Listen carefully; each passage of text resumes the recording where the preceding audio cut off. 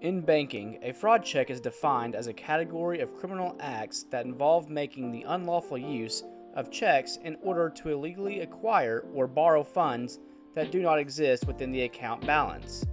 In MMA, it is defined as Paddy Pimblett. Basically, a fraud check is when a hyped up prospect goes into a fight that they are supposed to dominate, but instead get exposed. Today, I'm going to rank the top 5 biggest fraud checks of 2023 so far. Raul Rosas Jr. Raul was signed to the UFC while he was still in high school. Wow, who could have seen this one going wrong? Raul first came into the spotlight on Dana White's Contender Series, where he showed that not only does he look like a savage, he fights like one too. He had blitzing takedowns and non-stop hunted submissions on the ground, winning every single transition and winding up in dominant positions.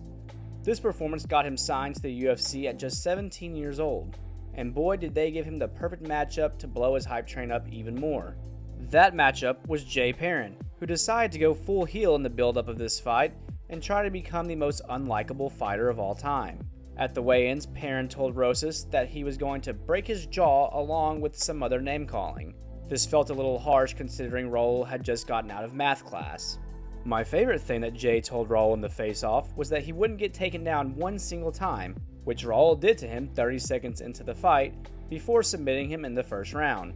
Raul's hype reached insane levels after this fight, and dreams of breaking Jon Jones' record, no, not that record, but the record for the youngest champion in UFC history, started to seem a little bit more realistic. All of this just after one UFC fight.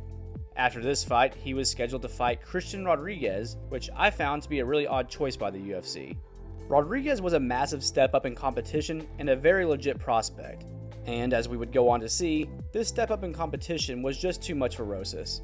His inexperience and immaturity in the cage was ultimately his downfall. He ran across the cage like Jorge Masvidal and shot a takedown just 4 seconds into this fight.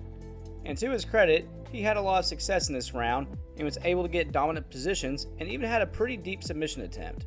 But unfortunately, Raul zapped his entire gas tank in this round. In the second, he attempted a few more high-energy costing takedowns, but he was clearly a shell of himself from the first round. This was the first time that Raul had faced adversity in his career and he did not know how to respond. Rodriguez would go on to dominate the rest of this fight and give Raul the first loss of his career.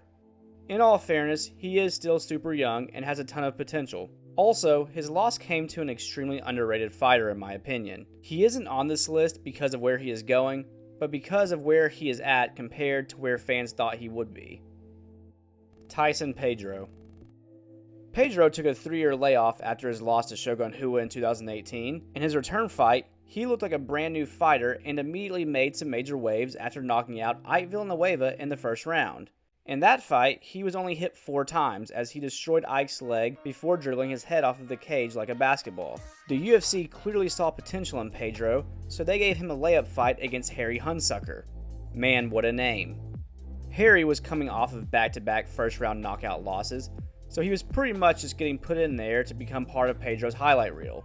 And that is exactly what happened. Pedro was only hit twice before flooring Hunsucker with a body kick and once again finishing the fight with brutal ground and pound. Despite facing 2 guys that weren't even the best fighters at your local Applebee's, fans loved Pedro and thought he could be the next big contender. He had a huge frame for the division, a diverse arsenal, and kind of looked like Jason Momoa. While not facing a ranked opponent, he was scheduled to face a big step up in competition in his next fight. Which I guess doesn't mean a lot when your previous opponent was Harry Hunsucker. But unfortunately, Ming Yang was pulled from the fight and replaced by Modestas Bukauskas on just 1 week's notice. Modestas had been cut by the UFC just a year before after going on a 3-fight losing streak, but he was signed on short notice just so he could face Pedro. Most fans thought that Modestas was just another name to add to the highlight reel, but that's not what happened. Modestas apparently did his homework and realized that Tyson Pedro had never won a fight in his career that went past the first round. He played it safe in the first 5 minutes, and that's all he needed to do. Tyson came out in the second round completely exhausted. He got completely picked apart for the next 2 rounds and lost the decision. To make matters worse, all of this happened in his hometown of Perth, Australia, after opening up as a -1,000 betting favorite. Adrian Yanez. In the MMA community, if a fighter interacts with fans on social media, they immediately become the best fighter in the world. After fan favorites Randy Costa and Adrian Yanez fought, one of the most common takes on Twitter was, quote, that they will rematch for the belt someday. To be fair, Adrian did show a lot of potential and kind of looked like Jorge Masvidal. He took a split decision over a dangerous Davy Grant before getting put on the stage that would push his hype to the next level. Similar to our first entry, Adrian was put in a hero role to take out one of the most disliked fighters on the roster that everybody wanted to see get knocked out. This man's name was Tony Kelly, who had just 1 month prior called fellow UFC fighter, quote, a dirty Brazilian. This caused the entire country of Brazil to get on Adrian's side, and the build-up to their fight started feeling more like a main event, despite the fact that Tony Kelly is not very good at fighting. And on fight night, Adrian didn't disappoint. He went in there and completely destroyed Kelly to the satisfaction of many MMA fans in the entire country of Brazil. In my opinion, this fight put him in a position where his star power outweighed what little experience he had against quality competition. But the UFC saw a potential cash cow, and damn it, they were going to milk it. The UFC booked him against proven contender Rob Font, despite Adrian's best wins being over a Hollister model and a racist. Not only that, but Adrian was nearly a 2-1 favorite. Unfortunately, on fight night, fans would realize that Twitter isn't the best base for fighting, as Rob Font knocked Yanez out in the first round after some wild exchanges. Like our first entry, Adrian still has a lot of time to improve and could be a serious contender someday, but he is on this list because of how far short he fell of expectations. Petr Yan. Petr Yan currently holds the record for most fraud checks at 3. Some fans may disagree with Peter being on this list considering he is a former champion, but considering people were hailing him as the most well-rounded fighter in the UFC just last year, I think this is a fair take. Last year, Peter was set to get his title back in a second fight against Aljamain Sterling. Considering how their first fight went, many fans considered this a formality and expected Yan to run right through him. But those idiots were wrong.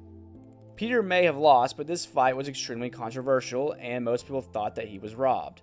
His next fight was the exact same story, as Sean O'Malley took home a split decision. These two losses somehow seemed to gain him hype, and fans thought that Peter was going to come back with vengeance and what appeared on paper to be a perfect matchup for him. But like John Jones in a breathalyzer, Peter failed yet again. Not only did he lose this fight, but he lost every single second of it. Yan was downloading the data, but forgot to turn the Wi-Fi on. Merab pretty much just smothered Yan with failed takedown attempts and won the fight unanimously 50-45. Andre Muniz. Andre entered the UFC after securing 11 first-round finishes. His two most recent fights before getting signed to the UFC, he finished in a combined 1 minute and 56 seconds. Entering his fight with a totally not crazy Uriah Hall, he was on a 3-fight first-round submission streak. His most notable performance of the 3 was when he destroyed Jacare's arm, giving him the first submission loss of his career. In his fight with Kmart Adesanya, he held him to just 6 strikes and controlled him on the ground for 10 minutes and pretty much just did whatever he wanted to him for the whole fight. Despite not really facing any quality opponents, there were whispers that he could have the style to dethrone Adesanya. With this hype, he was booked as the co-main event of Ryan Spann vs Nikita Krylov, but was promoted to the main event because Krylov got diarrhea. The stage was set for Andre to make a statement and put himself at the top of the division with the win over Brendan Allen. But that's not what happened. The first round was relatively competitive, with 2 of the 3 judges scoring it for Allen, but as we have seen with some of the other entries on this list, after the first round, he didn't have a whole lot left. In the second round, he got picked apart on the feet before getting put on his back and ground and pounded for the rest of the round. In the third round, he came out swinging, but Allen was able to avoid all of the damage before getting the fight to the ground and winning the fight by submission. And there you have it, the 5 biggest fraud checks of 2023 so far. Who do you think will be the next to join this list?